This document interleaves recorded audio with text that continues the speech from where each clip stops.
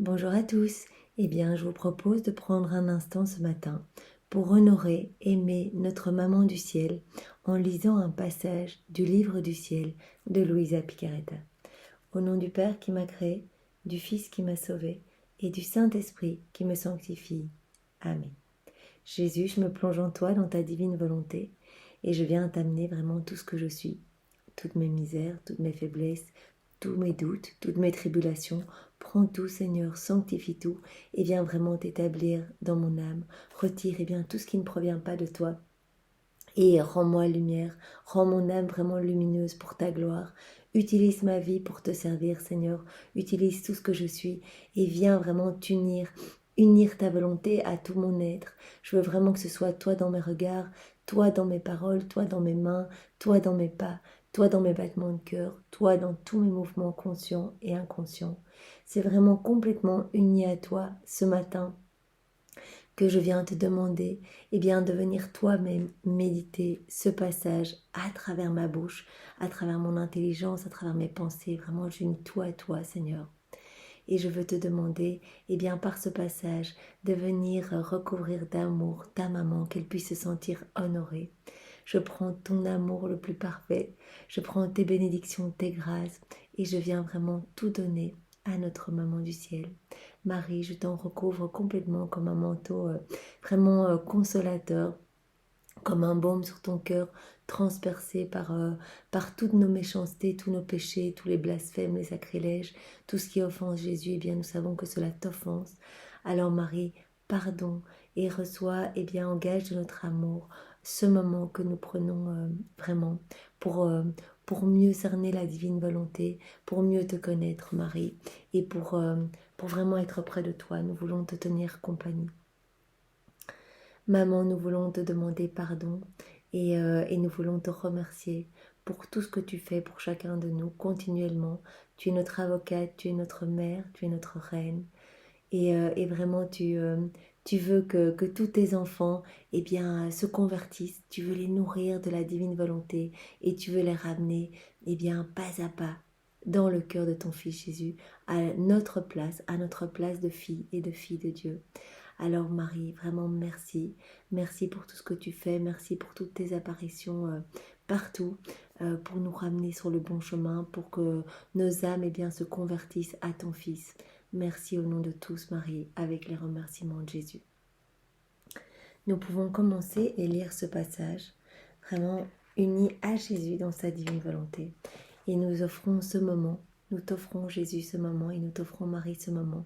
Au nom des âmes du purgatoire, au nom des agonisants, au nom des pécheurs obstinés, au nom de toutes les âmes qui sont consacrées à l'Église et au nom de toutes les âmes qui ont perdu la foi ou qui n'ont jamais eu la foi en ta miséricorde, Jésus. Alors ce passage est le passage du 24 novembre 1923. Alors Louisa est en train de méditer et voici ce qu'elle dit.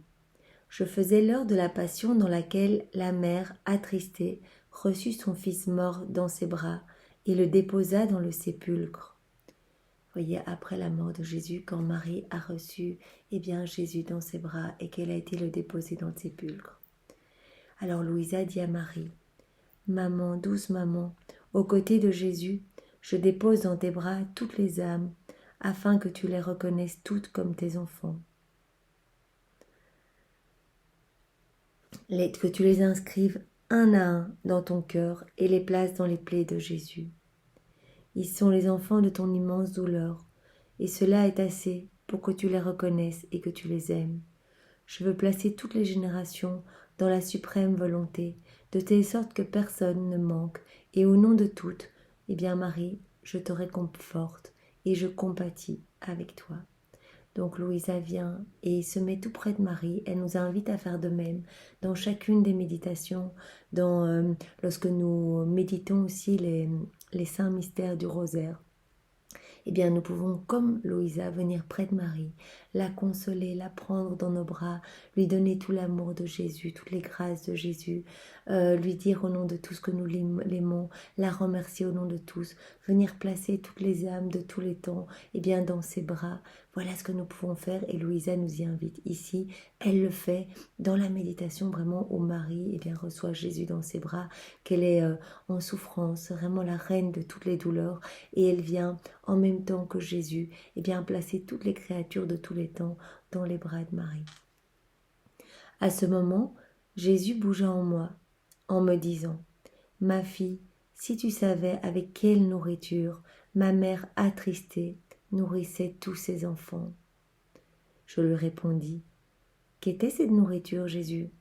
Il poursuivit « Puisque tu es ma petite choisie par moi pour la mission de ma volonté et que tu es dans le fiat par lequel tu as été créée, je veux te faire connaître l'histoire de mon éternelle volonté, ses joies, ses souffrances, ses effets, son immense valeur, ce que je fis, ce que je reçus, et la personne qui avait à cœur de la défendre. » Donc Jésus vient expliquer à Louisa et à chacun de nous, toute l'histoire de la divine volonté. Donc je trouve vraiment ce passage intéressant et magnifique. Jésus donc continue. Les petits me prêtent plus d'attention parce que leur esprit n'est pas rempli par autre chose. Jésus vraiment nous appelle à l'humilité, à la petitesse. Vraiment, il nous appelle à nous ouvrir complètement à ce qu'il veut nous donner. Ils sont comme vides de tout, et si quelqu'un veut leur donner une autre nourriture, ils en sont dégoûtés, parce que, étant petits, ils ont l'habitude de ne prendre que le lait de ma volonté. Cette volonté qui, plus que dans le cas d'une mère aimante, les garde attachés à sa divine poitrine pour les nourrir abondamment. Donc il prend vraiment l'image d'une mère qui nourrit son enfant, qui allaite son enfant. Il veut nous nourrir de sa divine volonté, il nous aime infiniment. Et c'est pour ça que vraiment il nous rappelle il nous appelle à devenir tout petit, tout humble, à vraiment nous abaisser pour pouvoir recevoir. Parce que si nous sommes remplis de nous-mêmes, il n'a plus l'opportunité de venir travailler nos âmes. Parce que au plus nous nous gorgeons de notre volonté propre, de notre ego, au plus nous assombrissons notre âme. Et au plus quelque part notre âme se ferme pour recevoir tous ces cadeaux, tous ces prodiges. Et comme il dit, le lait de sa divine volonté. Donc vraiment, nous pouvons demander ce matin de ressembler à notre maman du ciel et de recevoir vraiment l'humilité. Nous venons plonger vraiment notre orgueil et notre volonté propre dans ta volonté à toi, Jésus, dans ton humilité à toi. Alors il continue en disant vraiment que des petits gardent leur petite bouche ouverte dans l'attente du lait de mes enseignements. Oh, comme ils sont beaux à voir, tantôt souriants, tantôt jubilants, tantôt en pleurs, pendant que je leur raconte l'histoire de ma volonté. Alors il va nous raconter à tous maintenant l'histoire de sa volonté. Seigneur, viens vraiment disposer nos âmes pour recevoir ce que tu vas nous dire. Vraiment, fais de nos âmes une bonne terre pour pouvoir recevoir et que nous puissions porter du fruit pour ta gloire. Que vraiment tout notre être soit gorgé vraiment de tes paroles divines. Ce sont vraiment de précieux enseignements et nous sommes fous de joie et de reconnaissance de pouvoir recevoir cela. Merci Seigneur, vraiment avec tes remerciements. L'origine de ma volonté est éternelle. Aucune affliction n'est jamais entrée en elle. Entre les personnes divines, entre le Père, le Fils et le Saint-Esprit, cette volonté est parfaitement harmonieuse. En fait, elle est une. Pour chacun de ces actes, soit intérieurs, soit extérieurs, elle nous donne des joies infinies, de nouveaux contentements et un immense bonheur. Donc vraiment, la Trinité vit dans cette unité parfaite. Vraiment, c'est le Dieu unique, en fait, de par leur volonté, qui sont la volonté et la divine volonté. Donc elle est unique à ces trois personnes distinctes, le Père, le Fils et le Saint-Esprit. Et cela crée vraiment une harmonie parfaite, un amour parfait, des joies infinies. Quand nous avons lancé la machine de la création, que de gloire, d'harmonie et d'honneur nous en avons tiré. Dès que le fiat fut prononcé, il diffusa notre beauté, notre lumière, notre puissance, notre ordre, notre harmonie, notre amour, notre sainteté, etc. Nous avons été glorifiés par nos propres vertus en voyant à travers notre fiat la floraison de notre divinité dissimulée dans tout l'univers. Donc vraiment par un fiat, eh bien, les trésors de puissance, de grâce, de sainteté, de beauté, de lumière, d'ordre, d'harmonie, tout a été vraiment déversé dans l'univers. Et donc, eh bien, la Trinité trouvait du bonheur vraiment à avoir dissimulé dans tout l'univers eh bien, leur propre divinité. Et vraiment, ils veulent agir de la même façon dans notre âme. Ils veulent vraiment créer de la place suffisante, que nous puissions eh bien, nous épurer des choses du monde. Et c'est Jésus qui va venir faire ce travail de purification avec la Vierge Marie, si nous lui demandons, eh bien, pour créer ce vide, pour qu'il puisse à nouveau, le Père, le Fils et Saint-Esprit, prononcer eh bien, le fiat divin dans notre âme pour que notre âme puisse eh bien, être une nouvelle création empreinte de la divinité. Donc vraiment, il procède toujours par ces dons, ces dons. En fait, le Père, le Fils et Saint-Esprit, ils veulent donner, ils veulent tout nous donner. Et c'est pour ça que vraiment nous avons été créés, c'est pour recevoir en abondance eh bien, toutes ces merveilles, toutes ces vertus, toutes ces grâces, toutes ces bénédictions en abondance. Notre volonté ne s'est pas arrêtée là. Gonflée d'amour, elle créa l'homme. Tu sais son histoire, voilà. On connaît tous l'histoire de l'homme qui s'est détaché, qui n'est pas resté dans la divine volonté et qui a finalement assombri son âme en ne voulant plus de cette divinité à l'intérieur de son cœur. Par conséquent, je m'arrête là. Je ne m'arrête pas à l'histoire donc de la création de l'homme. Ah, ce fut l'homme qui causa à notre volonté sa première peine. Il attrista celui qui l'aimait tant et le voulait si heureux. Ma volonté pleura plus qu'une tendre mère qui pleure sur son fils devenu infirme et aveugle après s'être écarté d'elle. Donc vous voyez, Jésus nous parle vraiment de cet aveuglement et de cette infirmité dont nous nous sommes dotés en quittant la divine volonté. Ma volonté voulait être le premier acteur en l'homme, pour aucune autre raison que de lui donner sans cesse de nouvelles surprises d'amour, de joie, de bonheur, de lumière, de richesse. En fait, Dieu veut tout nous donner. Et c'est pour cela eh bien, que nous avons été créés pour recevoir et nous immerger vraiment de toute sa divinité. Donc vraiment, eh bien, nous avons blessé et attristé vraiment notre Sauveur. Nous avons attristé notre Dieu d'amour parce que nous n'avons pas voulu de toutes ces richesses et de tous ces cadeaux. Ma volonté voulait donner sans cesse, mais l'homme voulait faire sa volonté et se coupa de la divine volonté. Oh, comme nous aurions aimé qu'il n'ait jamais fait cela. Ma volonté se retira et tomba dans l'abîme de tous les maux. Donc l'homme est tombé vraiment dans tous les vices. Vraiment, c'est la machinerie de toutes les méchancetés, de tous les péchés s'est mise en place à partir du moment où il a quitté la divine volonté. Pour que les deux volontés puissent être ressoudées, il fallait un humain possédant en lui la divine volonté, comme moi, le Verbe éternel. J'aimais l'homme d'un amour éternel. Nous, les divines personnes, avons décrété que j'allais revêtir la chair humaine, dans le but de venir sauver l'homme et de ressouder les deux volontés. Voilà, ces deux volontés qui ont été séparées par Adam qui a voulu eh bien, se détacher de la divine volonté. Eh bien, Jésus a décidé de venir ressouder ces deux volontés, la volonté humaine et la volonté divine, pour redonner eh bien, tous ces cadeaux, toutes ces grâces et permettre à l'homme eh bien, de vivre avec cette part divine en lui, vraiment de laisser la divinité agir dans tout son être. Mais où descendre ? Qui serait la créature qui prêterait sa chair à son créateur ? C'est ainsi que nous avons choisi une créature, et en vertu des mérites à venir du futur Rédempteur, elle fut exemptée du péché originel. C'est donc de Marie que nous parlons. Sa volonté et la nôtre ne faisaient qu'un. Cette céleste créature devait connaître l'histoire de notre volonté. Nous lui avons tout raconté. Donc avant même que Marie soit conçue, elle était déjà créée. Elle était déjà dans les secrets de la divine volonté. Et donc elle a entendu toute l'histoire. Nous lui avons tout raconté comme à une toute petite, la douleur de notre volonté et comment en coupant sa volonté de la nôtre, l'homme ingrat contraignit notre volonté à se retirer dans son cercle divin, dans le cercle vraiment à trois, la Trinité Sainte. Contrarié dans ses desseins et empêché de communiquer ses biens à l'homme et d'atteindre le but pour lequel elle l'avait créé.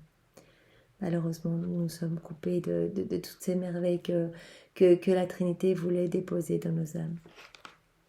Pour nous donner, c'est nous rendre heureux. Au même titre que celui qui reçoit de nous, c'est enrichir l'autre sans nous appauvrir, c'est donner ce que nous sommes par nature et que la créature reçoit par grâce. Donc Marie a vraiment accepté, elle a reçu, elle, par nature, ce que Dieu est par... elle a reçu par grâce ce que Dieu est par nature, ce que Jésus est par nature. Elle est devenue toute pure, toute sainte, toute belle en acceptant ce cadeau de la divine volonté dès la seconde une, bien avant même sa conception. Elle était déjà immergée, vraiment purifiée complètement par les trésors de la divine volonté.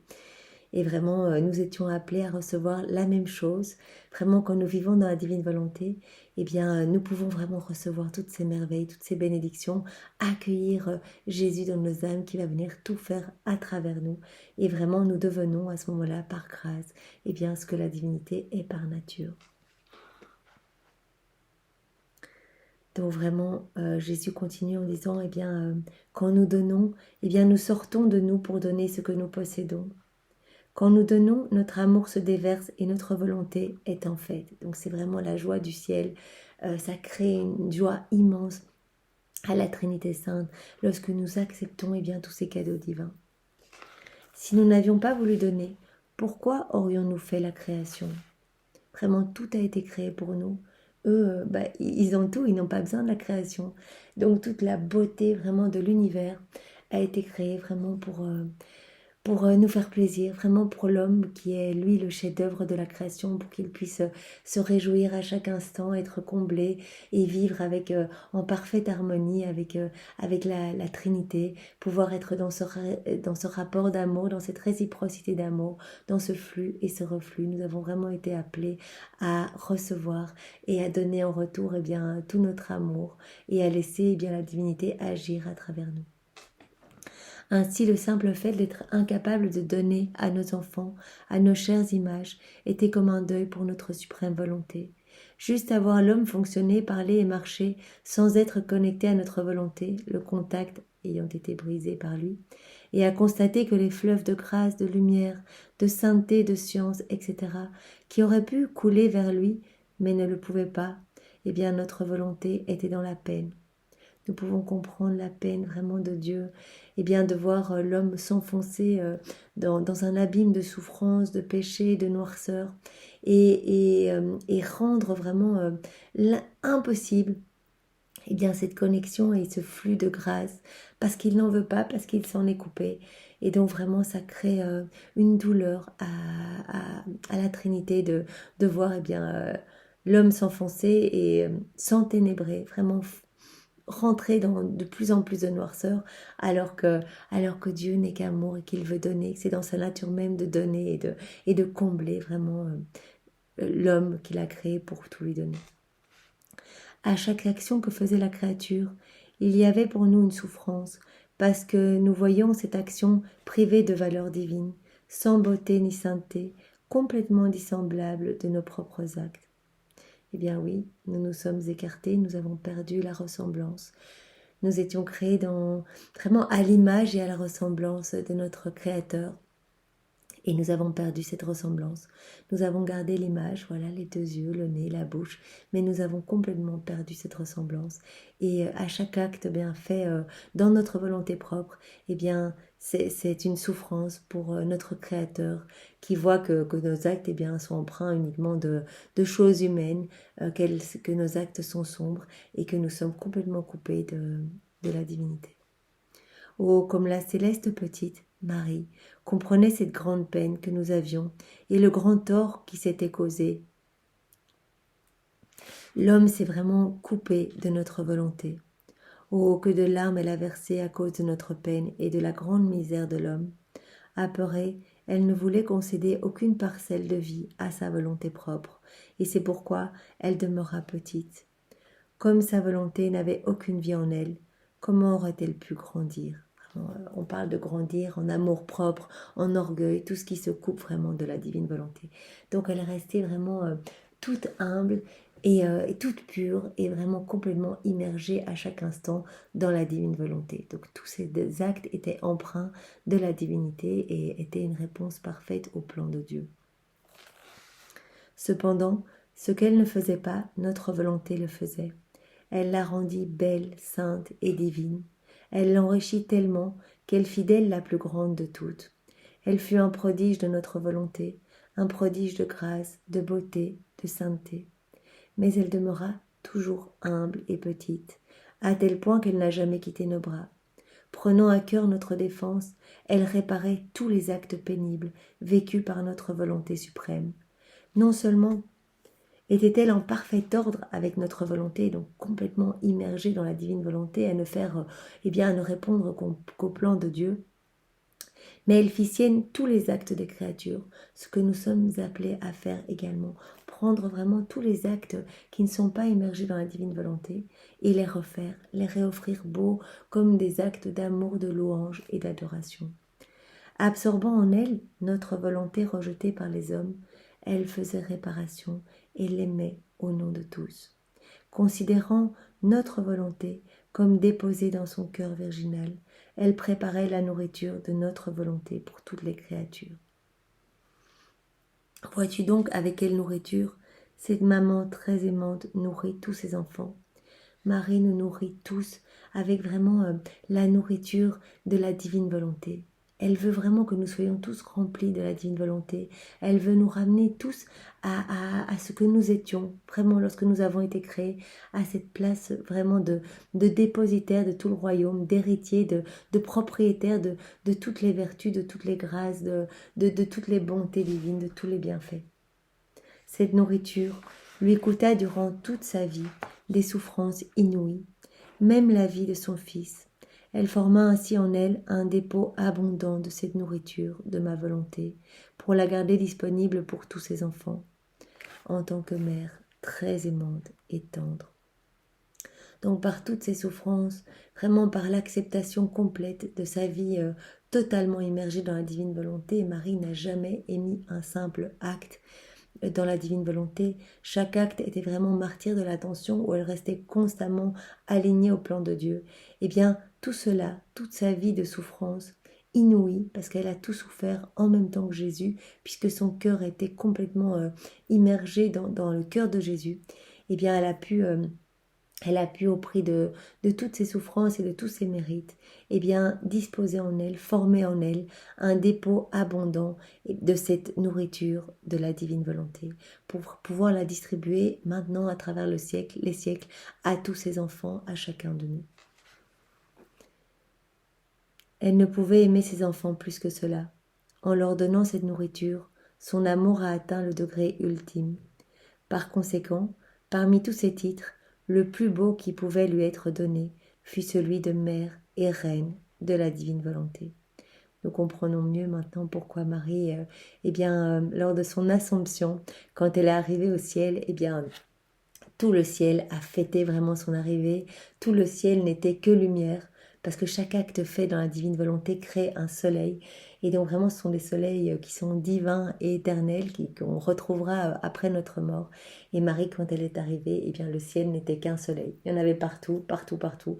Toute la cour céleste, tous les bienheureux, les saints, tout le monde s'est agenouillé. Vraiment, elle a été attendue et vénérée comme la mère, comme la reine du ciel et de la terre. Vraiment, la reine de la divine volonté. Donc vraiment, le jour de l'Assomption est vraiment un jour très très important.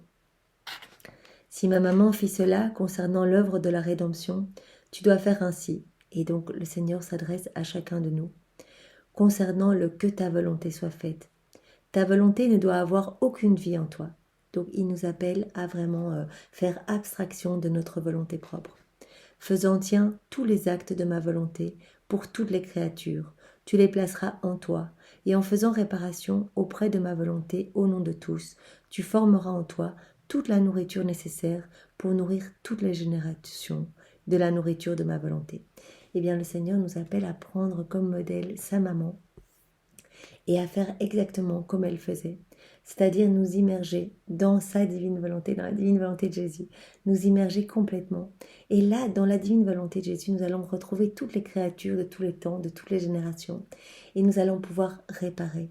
Nous allons reprendre bien tous les actes mauvais, tous les actes qui ont offensé, tous les actes qui n'ont pas glorifié le Père, le Fils, le Saint-Esprit, tous les actes qui n'ont pas été unis à la divine volonté, toutes les paroles, les pas, les regards, voilà, les battements de cœur, tout ce qui n'a pas rendu gloire à Dieu. Nous allons le reprendre, nous allons, bien, le refaire pour Jésus, en Jésus et avec Jésus. Nous allons refaire tout cela immergé dans la divine volonté et nous allons tout replonger vraiment dans l'amour bouillonnant de Jésus.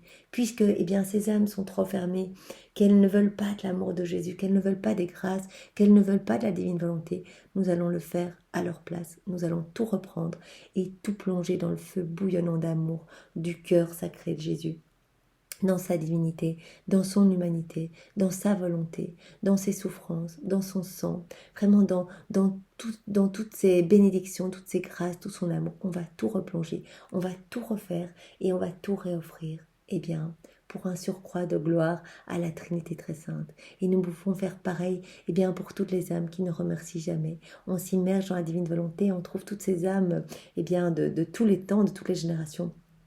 Et on va à leur place, en leur nom, remercier pour toutes les merveilles que Jésus a fait pour nous, vraiment en venant lors de sa rédemption. Toutes les merveilles bien, du Père, l'amour même du Père, l'amour du Saint-Esprit, les merveilles bien, qui ont été déposées en la personne de Marie, toutes ces grâces qu'elle a reçues, vraiment qui font d'elle la toute belle, la toute pure, la toute sainte, vraiment notre modèle. Donc vraiment, nous pouvons faire cela à chaque instant, réparer, remercier, demander pardon au nom de tous. Et nous sommes appelés vraiment à le faire. Ainsi, nous allons bien, former en nous un dépôt abondant de la divine volonté de Jésus. Et nous allons pouvoir nourrir toutes les générations de tous les temps, comme Marie l'a fait. Bien, nous allons pouvoir apporter la divine volonté de Jésus partout. Et en fait, Jésus va être poussé en voyant toutes ces réparations, tout cet amour qui va lui être offert au nom de tous, bien notre amour va, tout comme nos prières, nos réparations, bien vont rejoindre le ciel et la terre, tout va en être immergé et bien la justice divine va en être vraiment apaisée et cela va vraiment pousser Jésus à amener sa divine volonté plus rapidement. Voyez que le règne de la divine volonté arrive plus rapidement ici sur cette terre et que vraiment toutes les âmes puissent être touchées par les grâces de la divine volonté. Chaque parole et chaque connaissance additionnelle à son sujet, donc au sujet de la divine volonté, sera une saveur additionnelle qu'ils trouveront dans cette nourriture, de telle manière qu'ils s'en nourriront avec avidité. Donc voilà, toutes nos prières, toutes les fois où on se plonge vraiment dans la divine volonté, toutes les fois où on prie, toutes les fois où on s'unit à Jésus vraiment pour faire nos petites actions du quotidien, bien cela fournit plus de nourriture, vraiment ça forme dans nos âmes plus de nourriture, plus de divine volonté et toute cette divine volonté bien vient se déverser vraiment en abondance partout. Et donc les âmes vont pouvoir, toutes ces âmes qui ont soif, qui ne connaissent pas bien le chemin, vont pouvoir se nourrir avec avidité bien de cette nourriture pour devenir bien des êtres spirituels et non plus des êtres charnels. Donc vraiment, nous sommes appelés à le faire parce que c'est normal quand nous nous baignons dans la divine volonté que nous laissons agir Jésus en tout ce que nous sommes à travers notre humanité, à travers nos mains, nos regards, nos paroles, notre souffle, nos pensées, que c'est Jésus qui fait tout. Bien c'est normal que Jésus va pouvoir à travers notre humanité donner plus de sa volonté, partout distribuer plus de lumière. Chaque acte fait dans la divine volonté est une lumière pour le monde, éclipse les ténèbres, ramène des âmes à Jésus, convertit, aide les âmes du purgatoire bien à se purifier plus vite. Donc c'est vraiment magnifique et donc ça nous pousse encore plus ce passage à honorer notre maman du ciel qui est vraiment notre modèle, à lui demander de l'aide parce qu'elle ne demande pas mieux. Vraiment, elle nous a été donnée au pied de la croix pour nous ramener vraiment à cette place vraiment de la vie dans la divine volonté, alors demandons-lui de l'aide. Elle, qui nous montre par son exemple comment agir ici sur la terre pour faire plaisir, pour glorifier le Père, le Fils et le Saint-Esprit. Demandons-lui vraiment d'intercéder pour nous et de nous prendre par la main pour nous amener vraiment dans la vie, dans la divine volonté, vraiment immergé dans l'amour de Jésus. Tout ce que je t'ai dit au sujet de ma volonté servira à aiguiser l'appétit de toutes les générations de tous les temps, de telle manière qu'ils ne voudront aucune autre nourriture au prix même de n'importe quel sacrifice. Ce serait magnifique et moi je prie tous les jours pour que le royaume de la divine volonté puisse s'établir. Vous voyez ce qu'on demande depuis des siècles et des siècles dans le Notre Père, c'est une prière que Jésus nous a enseignée. Donc vraiment c'est un décret divin, la divine volonté va arriver. Maintenant nous pouvons hâter sa venue par nos prières, par nos actions faites dans la divine volonté, en laissant de plus en plus de place à Jésus à travers nous. Jésus ne va pas revenir, je pense, en personne. Il est déjà venu une fois, il va venir à travers nous. C'est la nouvelle Pentecôte d'amour. Nous allons être tous immergés vraiment de l'Esprit Saint et nous allons avoir la possibilité de vivre complètement la vie des saints sur la terre, la vie des bienheureux sur la terre, complètement nos regards tournés vers Jésus à chaque instant, vers la Trinité toute sainte, nos cœurs tournés, prêts à aimer et à laisser toute la place à Jésus, nos pas prêts à ne marcher que vers le ciel, nos mains faites pour louer, aimer et glorifier notre Sauveur. Donc vraiment, nous sommes rappelés une fois de plus ce matin, à faire beaucoup d'actes dans la divine volonté et à laisser toute la place à Jésus. Et vraiment à amener d'autres âmes par nos réparations. S'il était reconnu qu'une nourriture est bonne, refait les forces, guérit les malades, a tous les goûts, et plus encore qu'elle donne la vie, embellit la personne et la rend heureuse, qui ne serait pas prêt à tous les sacrifices pour se procurer cette nourriture ?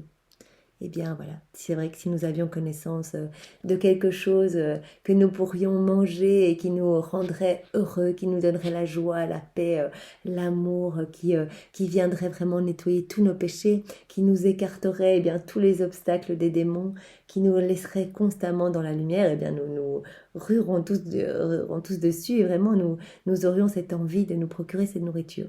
Cette nourriture, c'est la divine volonté et le Seigneur veut nous la donner en abondance. Elle n'est pas limitée, il y en a pour tout le monde. Alors vraiment, venons nous servir et par nos vies offertes, ramenons toutes les âmes de tous les temps, de toutes les générations pour que toutes puissent venir vraiment s'abreuver à la source. Donc il continue, il en est ainsi de la nourriture de ma volonté. Pour que ma volonté soit aimée et désirée, il faut qu'elle soit connue. Vraiment, on ne peut pas aimer ce qu'on ne connaît pas. Et donc vraiment le fait de lire les écrits du ciel, ça dispose nos âmes à recevoir plus, à nous baigner, à nous immerger vraiment dans la volonté de Jésus. Parce que vraiment, ça nous donne soif d'en savoir plus, ça nous donne soif d'offrir nos vies pour Jésus. Tandis que si nous nous concentrons sur les choses du monde, nous allons avoir de plus en plus soif des choses du monde, ces petites choses qui ne nous nourrissent pas, qui ne nous abreuvent pas, qui vraiment nous apportent un plaisir furtif, mais qui nous laisse toujours l'âme triste parce que vraiment nous avons été créés pour être complètement unis à notre Seigneur, à vivre tout avec lui. Et donc évidemment ce vide qu'il y a, ce sentiment un peu de désespoir, toutes ces dépressions, ces burn-out, c'est parce que l'homme essaye de combler ce vide qui normalement doit être la place pour Jésus, pour la Trinité Sainte. Ce vide est rempli par les choses du monde, par les choses futiles, par plus d'argent, plus de voyages, plus de restaurants, plus de choses vraiment purement matérielles. Et on remplit en essayant de trouver des satisfactions qui ne dureront qu'un temps, un jour, une minute, une heure, que sais-je. Mais ce n'est pas la solution, ça nous rendra toujours plus malheureux puisque nous avons été créés à l'origine pour être vraiment remplis de Dieu et que vraiment cette place ne peut être que pour notre Seigneur. Cette place ne peut être que pour le divin. Alors voilà, on peut essayer de remplir ça avec des autres choses, mais jamais ça nous apportera la paix, la joie, vraiment l'amour profond Jamais nous ne deviendrons pur amour en laissant rejaillir l'amour de Dieu à travers nous. Donc, et Jésus continue. Il faut que ma volonté soit connue, parce qu'on ne peut pas désirer ce qu'on ne connaît pas. Donc vraiment, c'est notre mission de faire connaître la divine volonté partout autour de nous pour que les âmes puissent vraiment revenir à la source.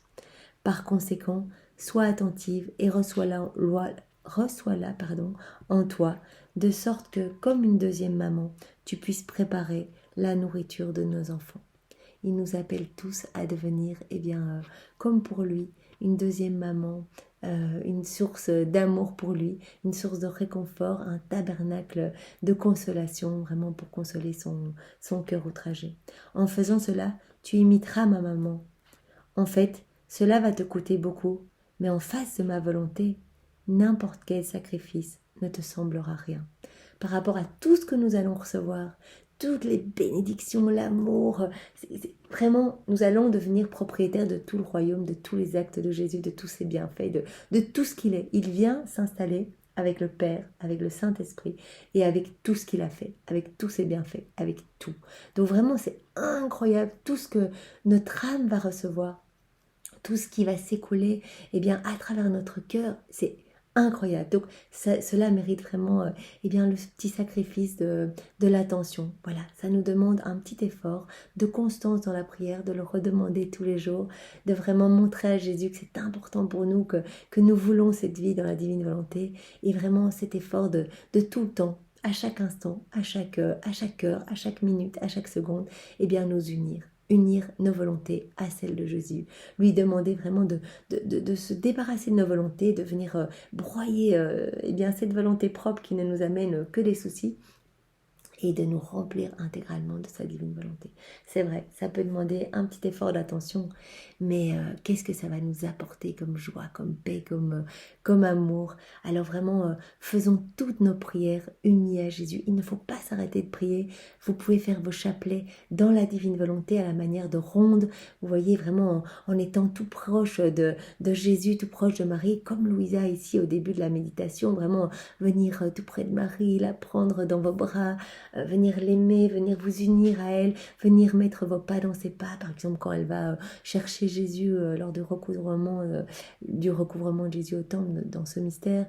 Vous pouvez venir tout près de Marie, tout près de Jésus, venir recouvrir Jésus de votre amour, le consoler, réparer au nom de tous. Donc ça, vraiment, vous pouvez prier dans la divine volonté, faire vos actes dans la divine volonté. C'est vraiment une vie qui se transforme et qui devient abondante, qui devient remplie de bénédictions et qui peut vraiment ramener d'autres âmes à Jésus. Fais-le comme une petite. Donc vraiment, restons toujours humbles et petits. Ne quitte jamais mes bras et je continuerai à te raconter l'histoire de ma volonté. Donc nous sommes invités à rester à la manière de tout petit dans les bras de Jésus, dans les bras de Marie, vraiment nous abandonner complètement. C'est ça la divine volonté, c'est laisser Jésus agir en nous et faire tout en nous pour sa plus grande gloire. Merci Jésus, merci infiniment pour cet enseignement magnifique, et vraiment nous te demandons cette grâce de pouvoir uniquement te servir, de pouvoir être des instruments de paix, d'amour, de miséricorde entre tes mains. Jésus, fais de nos vies ce qui te plaira, nous nous abandonnons à toi. Et Marie, nous te demandons cette grâce de pouvoir te ressembler. Dispose toutes nos âmes pour que vraiment nous puissions nous aussi, comme toi, à ton image, former dans nos cœurs la nourriture de la divine volonté pour toutes les âmes, et pouvoir vraiment travailler à l'avènement du royaume. Au nom du Père et du Fils et du Saint-Esprit. Amen. Soyez tous bénis et passez une belle journée dans la divine volonté de Jésus.